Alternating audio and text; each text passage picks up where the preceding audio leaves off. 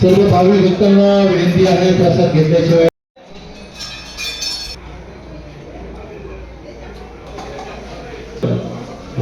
सेवा आपल्या मंडळाचे त्यांचं हार्दिक स्वागत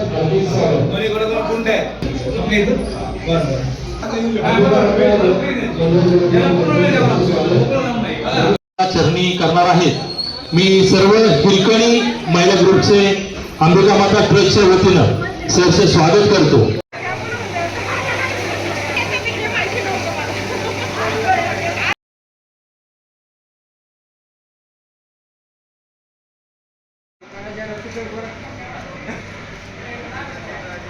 आज 3 जुलै 2026 रोजी सकाळी पाऊस पडला होता। त्यावेळी मी झोपेत होतो।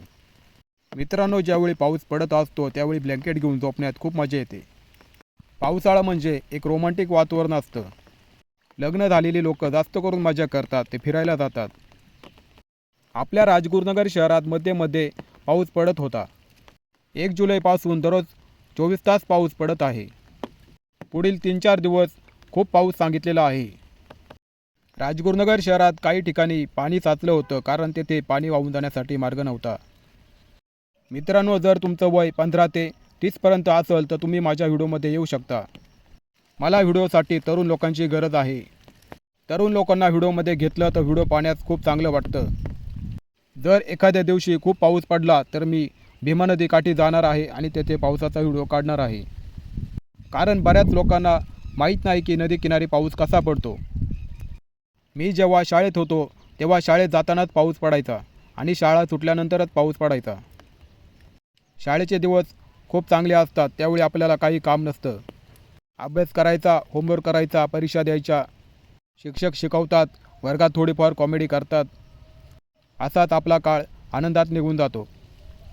परंतु शाळा सुटल्यानंतर आपण रिअल लाईफमध्ये येतो तेव्हा आपल्याला जीवन थोडेफार बोर होते। शाळेच्या जीवनात सगळे लोक आपल्याला ओळखीचे असतात, परंतु जेव्हा आपण शहरात हिंडतो त्यावेळी सगळे लोक आपल्याला अनोळखी दिसतात। कोणी कोणाशी बोलत नाही। मी ज्यावेळी रस्त्यातून चाललेलो असतो त्यावेळी कॉलेजच्या पोरी किंवा मोठ्या वयाच्या बाया मुद्दाम फोन काढून फोनमध्ये पाहतात। मला एक गोष्ट कळत नाही की मी समोरून आल्यावरच यांना कसं काय फोन येतो। मी निघून गेल्यानंतर ते फोन परत ठेवून देतात। हा प्रकार खूप वाईट आहे। प्रत्येक माणसाला समोर पाहण्याचा कॉन्फिडन्स पाहिजे। मी समोर बघूनच चालतो। काही लोकांना असं वाटतं यूट्यूबवर व्हिडिओ टाकणे खूप सोपं आहे। काहीतरी व्हिडिओ काढायचे, एकत्र जोडायचे आणि द्यायचे टाकून। तसे नाही। बऱ्याच वेळा आपल्याला आंघोळ न करता जावं लागतं। कधी कधी आपल्याला जेवण स्किप करावं लागतं। फोनमध्ये कायम स्टोरेज ठेवावे लागते। पेनड्राईव्ह सोबत ठेवावा लागतो। पॉवर बँक सोबत ठेवावी लागते। व्हिडिओ काढत असताना जुन्या काळातील लोक पाहत असतात, कारण त्यांना हा प्रकार नवीन असतो। परंतु मी लोकांचा विचार करत नाही। मी असं समजतो की ह्या खेळमध्ये मी एकटाच चाललेलो आहे आणि कोणीही सोबत नाही। मी बिंदास व्हिडिओ काढतो। मित्रांनो, मी व्हिडिओमध्ये असे लोकेशन घेऊन येणार आहे की जे कोणीच पाहिलेले नाही। ते सर्व लोकेशन आता आपल्या राजगुरुनगर शहरातील लोकांसमोर आणण्याचा प्रयत्न करणार आहे।